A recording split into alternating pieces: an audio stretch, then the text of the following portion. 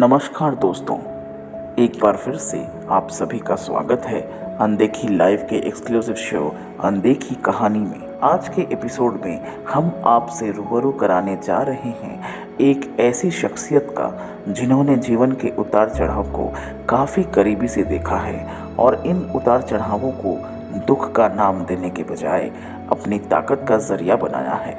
अपनी कड़ी मेहनत, लगन और तपस्या से खुद को ऐसे मुकाम पर पहुंचाया है जहां इन्हें संसार के सुख दुख से हटकर एक अलग जीवन शैली व्यतीत करनी पड़ी है।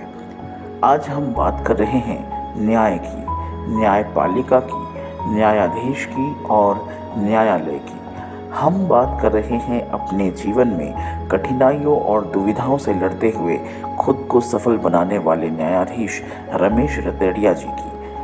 आइए सुनते हैं इनकी अनदेखी कहानी इन्हीं के मुंह ज़बानी। आज हम कार्यक्रम में बातें कर रहे हैं न्यायपालिका की, क्योंकि कार्यक्रम में आज हमारे साथ उपस्थित है बहुत ही खास मेहमान। इन्होंने अपने जीवन काल में विभिन्न जगहों पर पद स्थापित रहे हैं जिला जज के रूप में। तो आइए आज हम अपने कार्यक्रम में बात करते हैं रिटायर्ड जज रमेश रतेड़िया जी से और इनसे जानते हैं इनके जीवन काल और इनके जजमेंट के बारे में। रमेश रतेड़िया जी, हमारे कार्यक्रम में सबसे पहले तो आपका बहुत बहुत स्वागत है। जी प्रणाम। हम सबसे पहले कार्यक्रम में आपसे जानना चाहेंगे आपके बचपन के बारे में। आप अपने बचपन के बारे में और अपने बारे में हमें कुछ बताएं। जी, मेरा जन्म 1956 में कलकत्ते में एक शुद्ध व्यावसायिक परिवार में हुआ था।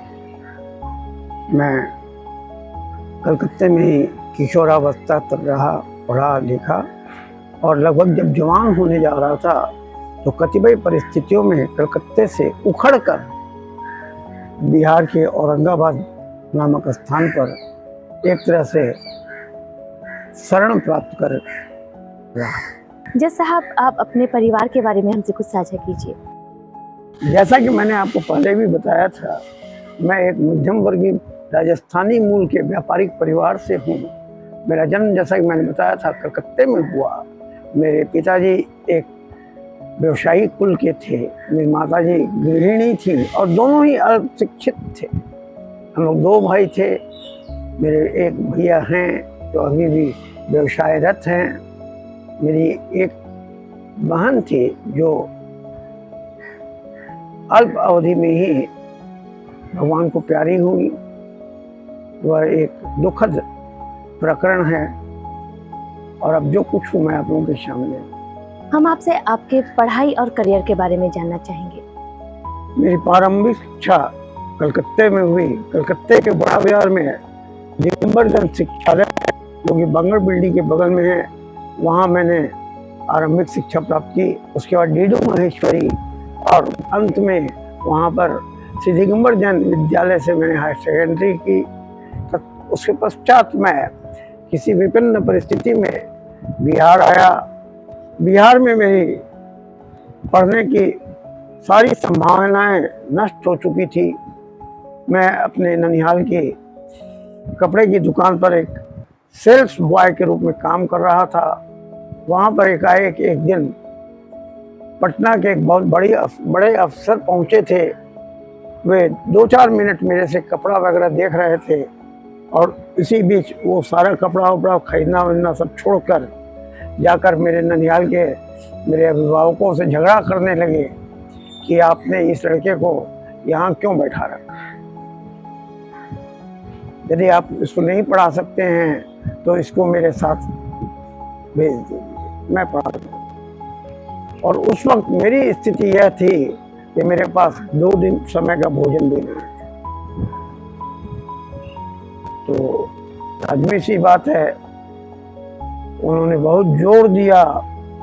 मेरे पिताजी ने उस वक्त हमारे पास उपलब्ध कुल साधन 555 रुपये से कलकत्ते की यात्रा की। कलकत्ते जाकर उन्होंने मेरे माइग्रेशन वगैरह का इंतजाम किया और फिर औरंगाबाद लौट आए। अब औरंगाबाद में भी कॉलेज में एडमिशन के लिए मेरे पास साधन है। वहाँ पर एक प्रोफेसर थे, प्रोफेसर वामन दास, एक और दूसरे प्रोफेसर गोपाल शरण गुप्ता, उन लोगों ने मिलकर मेरा एडमिशन करवाया और उन लोगों ने ये न के प्रकारेण मेरी स्कूल कॉलेज फीस माफ करवा दी। उसी बीच में क्षुद्र ट्यूशन वगैरह किया करता था। कलकत्ता का पढ़ा लिखा था, कलकत्ते के हिसाब से अच्छा विद्यार्थी था, तो औरंगाबाद जैसी छोटी जगह में मैं अंधों में काना राजा हो गया। लोग मुझे बड़ा तेज विद्यार्थी समझते थे।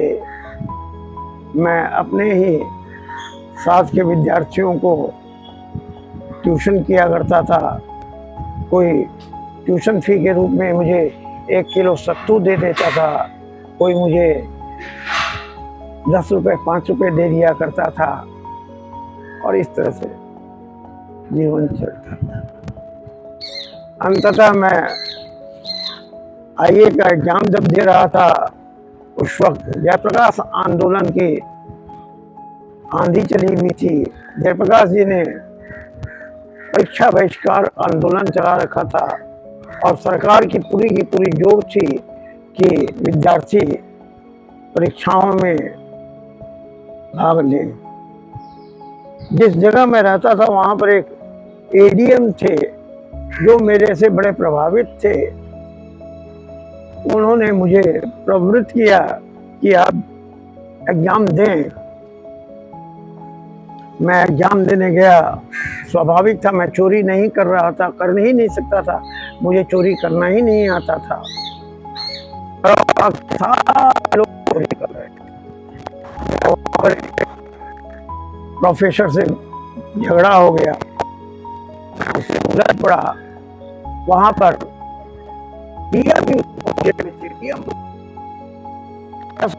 व्यक्ति से जानते थे। बाद में मेरा परीक्षा फल उसी प्रोफेसर के प्रयास से रोक दिया गया। तो मैंने यूनिवर्सिटी तक की यात्रा की। यूनिवर्सिटी में मुझे बताया गया कि आपका रिजल्ट फलाने प्रोफेसर के निर्देश से रोक दिया गया। मैं वहाँ भी बड़े अफसरों से मिला, मेरा रिजल्ट हो गया। बाद में मैं बीकॉम का एग्जाम, अब ये बीकॉम का एग्जाम उस वक्त दिया जबकि केदार पांडे मुख्यमंत्री थे और परीक्षा में चोरी होती ही नहीं थी। बिहार में परीक्षा में चोरी नहीं होना बहुत बड़ी बात है। कोई सोच ही नहीं सकता है। यहाँ पर किसी से पूछिएगा परीक्षा कैसी हो रही है तो अच्छी हो रही है, मतलब खूब तेज। परीक्षा में यदि चोरी नहीं हो रही है, बहुत कड़ाई है। और अभिभावक विद्यार्थी सब मिलकर परीक्षा के सिस्टम को गालियां देते हैं। उस माहौल में मैं बीकॉम का एग्जाम दिया, मगध यूनिवर्सिटी से एग्जाम दिया। उसमें 3 लड़के ही पास ही, जिसमें से मैं एक। बीकॉम की परीक्षा के बाद मैं लगभग निराश हो गया।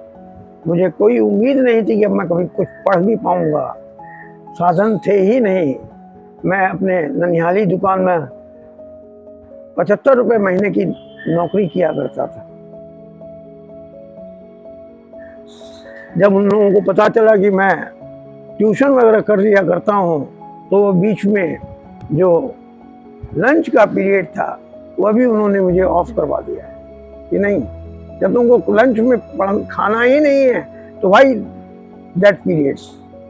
खैर, मैं अपने ही दुकान पर, अपने ननिहाली दुकान पर बैठकर काम कर ही रहा था कि मगध यूनिवर्सिटी के उस वक्त के स्टूडेंट वेलफेयर डीन औरंगाबाद आए। उन्होंने कहा, भाई ऐसा कौन विद्यार्थी है जिसका इतना अच्छा रिजल्ट हुआ है पर उसने कहीं एडमिशन ही नहीं लिया, उसका नेशनल स्कॉलरशिप जो है वह अनक्लेम्ड है।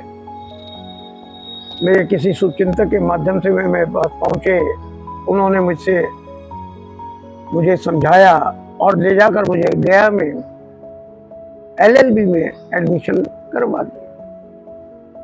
वहाँ से मेरा लॉ की पढ़ाई का सिलसिला शुरू हुआ अब स्थिति वहाँ ऐसी थी कि मैं बड़ी बड़ी किताबों से, टेक्स्ट बुक से पढ़ा करता था, और वहाँ के जो टीचर्स थे वे सब मेरे से चिढ़ा करते थे।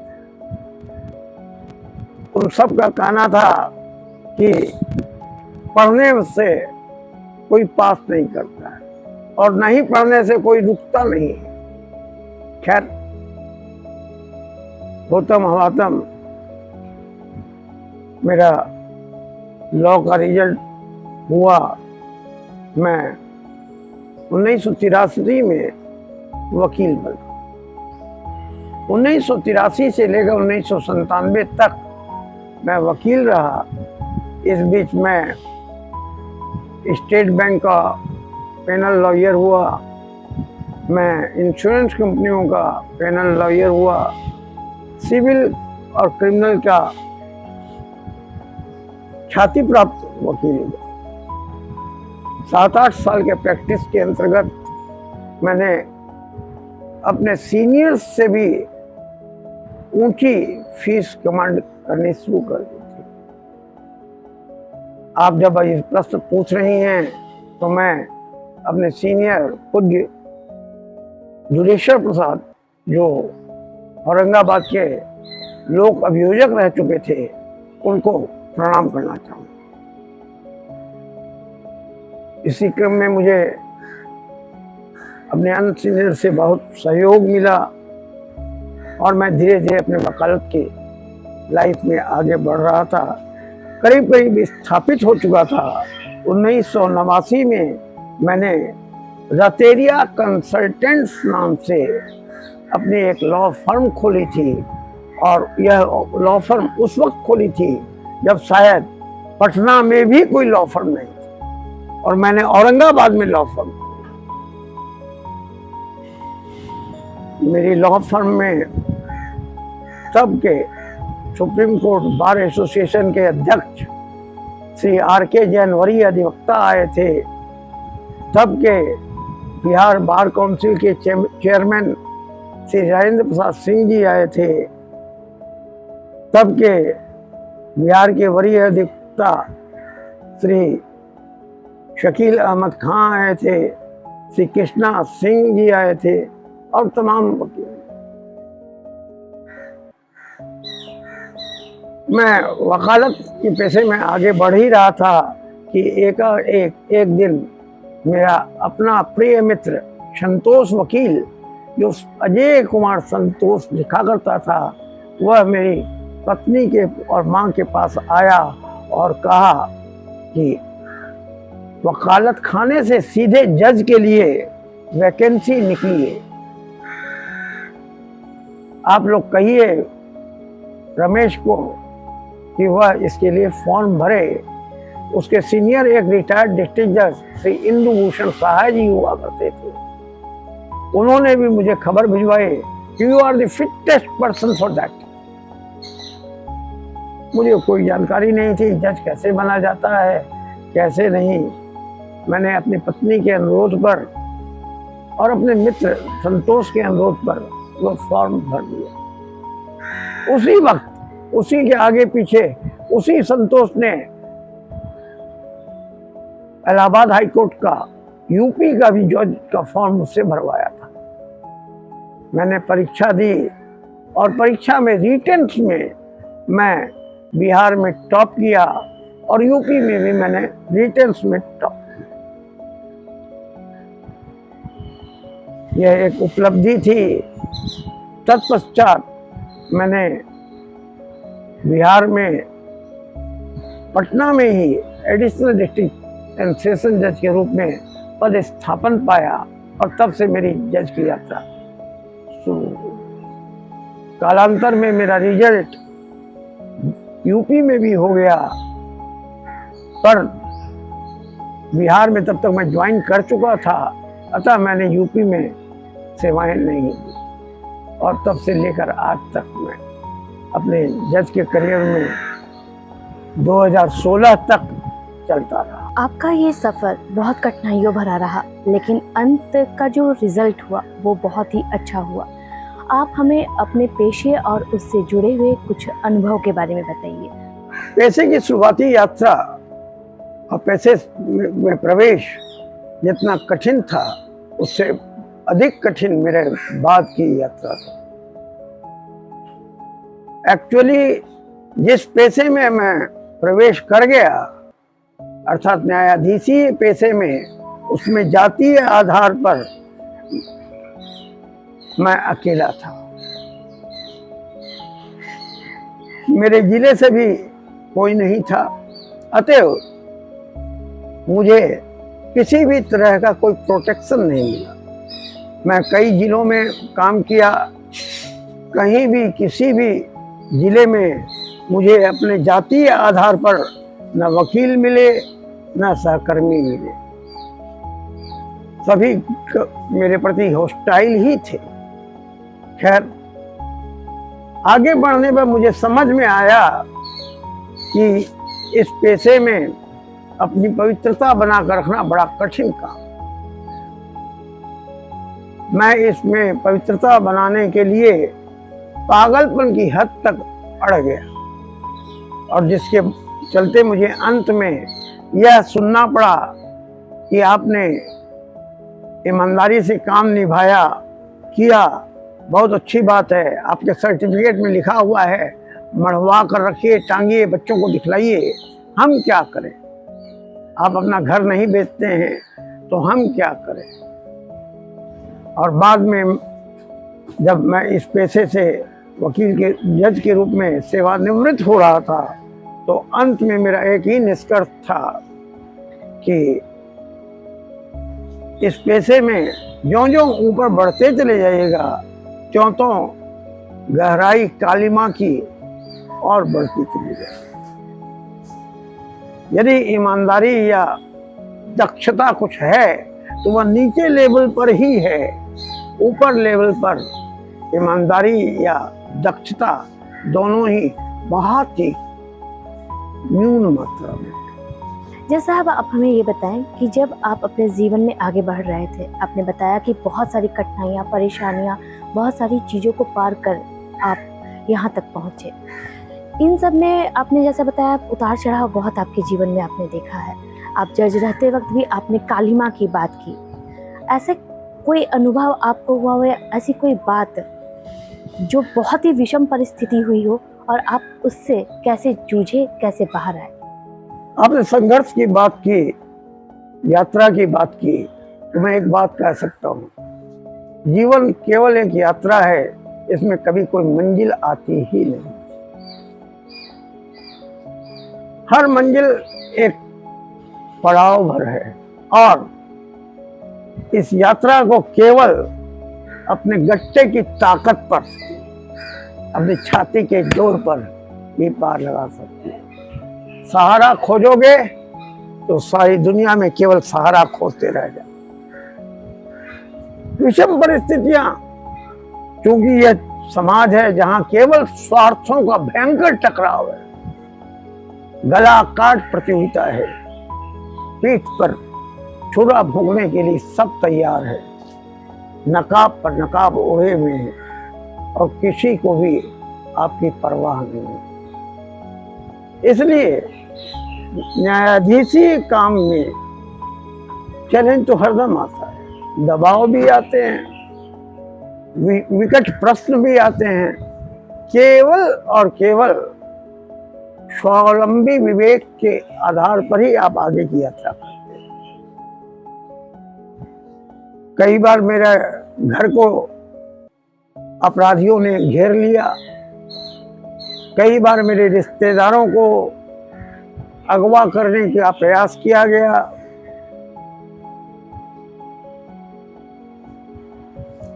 पूरे के पूरे रुमाल के में हीरे के गहनों का 200-250 ग्राम वजन का सेट लेकर लोग मेरे घर पर पहुंच गए और एक सज्जन तो एक दिन कहे कि बोलो बोलो, पैसा मैंने कमाया है, तुमको पैसे से तौल दूंगा।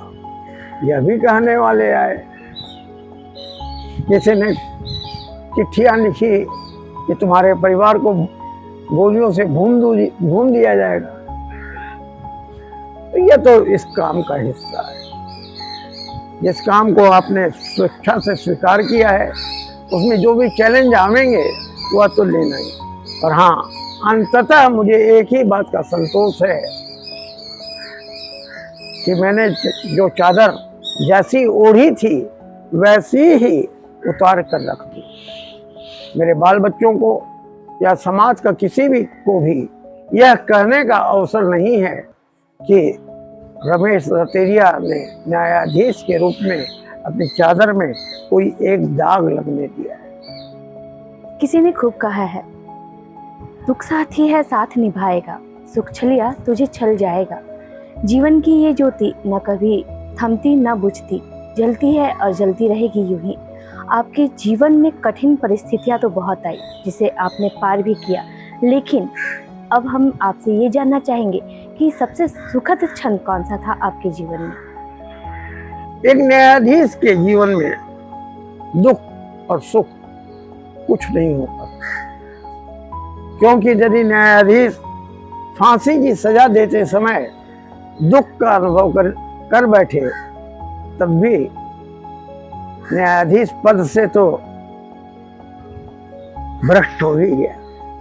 और उसी तरह यदि किसी निर्णय को देते हुए या न्यायाधीशीय प्रक्रिया में किसी चीज से सुख का अनुभव कर बैठे तो वह न्यायाधीश प्रक्रिया से पद से भ्रष्ट हो गया। न्यायाधीश को स्थित प्रज्ञ होना होगा, न काहू से दोस्ती न काहू से बैर। जया जी, यदि वास्तव में आप मुझे न्यायाधीशीय जीवन के सुख और दुख के क्षणों के बारे में पूछेंगी और मुझे बताना ही पड़ेगा तो मैं बताऊं कि परिवार न्यायालय के जज के रूप में मुझे सुख भी मिला और दुख भी मिला, क्योंकि परिवार न्यायालय में जो पक्षकार मेरे समक्ष हुआ करते थे उनमें से कोई भी गलत नहीं होता था, केवल एडजस्टमेंट की कमी हुआ। अतएव जब कभी मैं दोनों पक्षों को एडजस्टमेंट के लिए तैयार करवा पाता था तो मुझे बड़ी खुशी होती थी। एक छोटा सा बच्चा है जो अबोध है, जब उसकी कस्टडी का प्रश्न मेरे पास आता था कि वो माँ के पास रहे या पिता के पास रहे, एक तरफ नाना बिलख रहा है दूसरी तरफ दादा बिलख रहा है और दोनों जार रोए जा रहे हैं, उस वक्त यह निर्णय करना कि वो बच्चा कैसे और किसके पास रहेगा। और फिर उसी में से बड़ा कष्टकारी समय था, निर्णय था, मैं देख ही रहा था, पर बच्चे की माँ का चाल चरित्र मैं जरा भी संतुष्ट नहीं था। मुझे भय था कि वह बच्चे को उचित संस्कार दान नहीं दे सकेगी, उचित भरण पोषण नहीं कर सकेगी, पर कानूनन उस बच्चे की अपेक्षा मुझे माँ को ही देनी थी। मैंने वही किया भी, और अंदर ही अंदर रो रहा था क्योंकि मैं बच्चे के प्रति न्याय नहीं कर सकता था। एक जज रो रहा था और बच्चा एक ऐसी अभिरक्षा में जा रहा था जो शायद उसका कल्याण नहीं है। जज साहब, हमें ये बताइए कि आपके व्यक्तिगत धारणा के अनुसार आज का वर्तमान सिस्टम क्या है? मेरी व्यक्तिगत धारणा में वर्तमान सिस्टम जिसको आप कहती हैं वह एक अपारदर्शी स्वार्थी समूहों का युग्म बन गया है, जहाँ पर यदि एक चीज की कमी है, एक चीज की, वह है पारदर्शिता की। हम और आप सभी ओपेक हो गए हैं। हम और आप में सभी में जो स्वार्थ का गठबंधन हो गया है वह वर्तमान परिदृश्य की सबसे बड़ी समस्या है। जज साहब, आपसे एक सबसे अहम सवाल, न्याय और न्यायाधीश क्या है? जया जी, जब से आपने मुझे इंटरव्यू करने के लिए कहा था तब से मैं इस प्रश्न की प्रतीक्षा कर रहा था, क्योंकि न्यायाधीश से आपको जानने का हक है कि न्यायाधीश होता क्या है, और आपको यह भी जानने का हक है कि न्याय क्या होता है। एक भूखे के लिए 2 रोटी न्याय है, प्यासे के लिए एक गिलास पानी न्याय है, नंगे के लिए एक भिस्ती, एक लंगोटी न्याय है। हर आदमी की न्याय की अपनी अपनी व्याख्या है। न्याय वास्तव में किसी व्यक्ति के आंखों में पलने वाली एक उम्मीद है। अब हर व्यक्ति की आंख में अपना अपना सपना है। हर आदमी का न्याय के बारे में अपनी अपनी समझ है और न्यायाधीश का काम है कि कई आंखों में पड़ रहे न्यायों को, उनके कल्पित न्यायों को आपस में मेल जोल कर कंट्राडिक्ट कर नाप जोख कर पता लगाए कि समाज की प्रचलित मात्रा के अनुसार इनको क्या दिया जा सकता है, कितना दिया जा सकता है। हर व्यक्ति को अपनी इच्छा अनुसार तो दिया नहीं जा सकता। न्यायाधीश अपनी इच्छा से भी नहीं दे सकता है। तो न्यायाधीश को जब भी कुछ देना होगा तो समाज में जो स्वीकृत मान्यताएं हैं, जो स्वीकृत मापदंड हैं, उन्हीं के अनुसार देना होगा। जैसा आपने हमें अपनी यात्रा के बारे में बताया, जजमेंट के बारे में बताया, जीवन के उतार चढ़ाव के बारे में, खट्टे मीठे अनुभव के बारे में बताया। कार्यक्रम में अब वक्त है, बहुत कम समय बचा है हमारे पास, तो चलते चलते आपसे अंतिम में हम ये जानना चाहेंगे कि आप समाज को और आने वाले नए जनरेशन को क्या मैसेज देना चाहते हैं। सबसे पहले तो मैं नई जनरेशन को प्रणाम करते हुए विदा लेने की तैयारी करूँगा। नई जनरेशन मेरे से बहुत फास्ट है, बहुत डिपेंडेबल है और उसको बहुत फास्ट एक्सपोजर है। मैं भी कभी किशोर हुआ करता था, मैं कभी 20-22 साल का हुआ करता था। आज जब 18-20-22 साल के बच्चों को देखता हूँ तो मुझे लगता है कि ये मेरे से हजारों गुना अधिक कर्मशील हैं, कर्तृत्वशील हैं, कल्पनाशील हैं और इनमें मेरे से बहुत अधिक धैर्य है। पर हाँ, एक चीज है,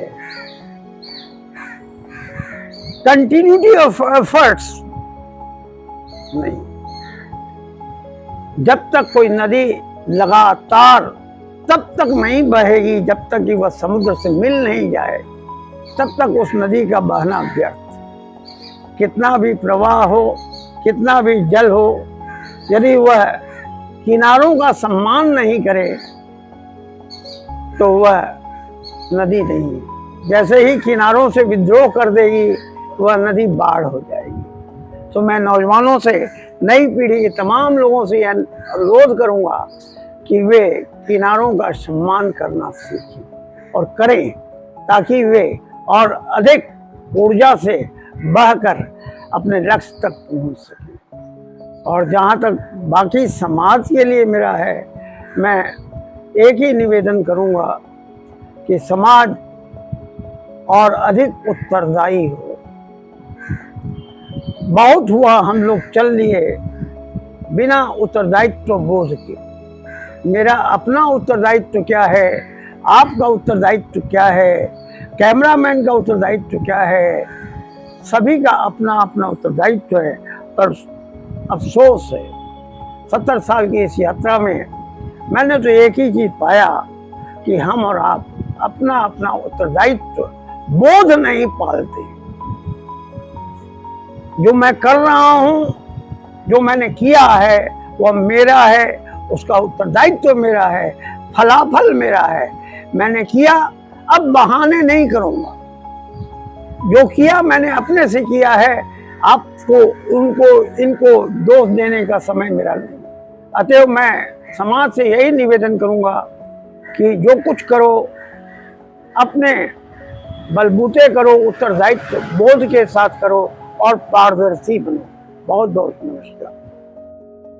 जज साहब, आपने आज का ये खूबसूरत सा सफ़र हमारे साथ अपनी बातचीत के साथ तय किया और बहुत सारी बातें हमें अच्छी भी बताई और अपने अनुभव भी हमसे साझा किए। आज के इस अंक के लिए हम आपको धन्यवाद देते हैं और इसी के साथ हम अपने कार्यक्रम का समापन भी करेंगे। धन्यवाद जया जी, आपने मुझे यह अवसर दिया। आपको और आपकी सारी टीम को बहुत बहुत बधाई।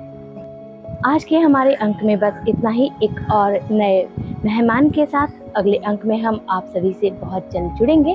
और चलते चलते हम आपसे यही रिक्वेस्ट करेंगे कि हमारे चैनल को ज़्यादा से ज़्यादा सब्सक्राइब करें, हमारे कार्यक्रम को एक दूसरे में शेयर करें, लाइक करें और जितना हो सके हमें पसंद करें।